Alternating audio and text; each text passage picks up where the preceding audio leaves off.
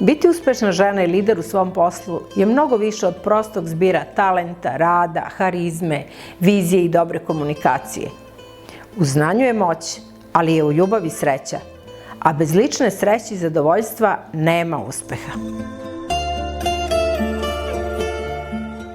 Ljubav je vezujući element neophodan za uspešan i ispunjen život. Nije dovoljno da budete prvi, već da volite to što radite i da se pritome ne udaljite od osnovnog načela da treba težiti opštoj koristi i dobru za sve, voleti čoveka, biti human, vođen osnovnim postulatom Hipokratove zakletve pomoći čoveku.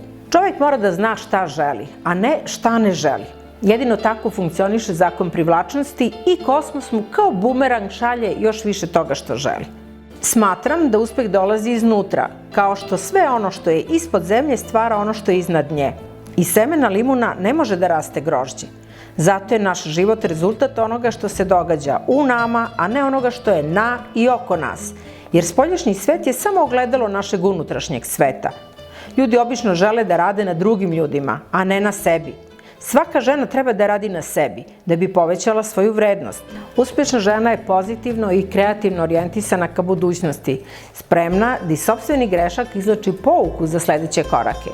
Jer iskustvo je jedini učitelj koji nas vodi do mudrosti. Zato svake večeri ponovim onu predivnu molitvu. Bože, podaj mi hrabrosti da promenim sve što mogu da promenim. Razum da prihvatim sve što mogu da izmenim i mudrost da umem da ih razlikujem. Ako se tome doda i začin bezgranične ljubavi, onda straha od neuspeha nema.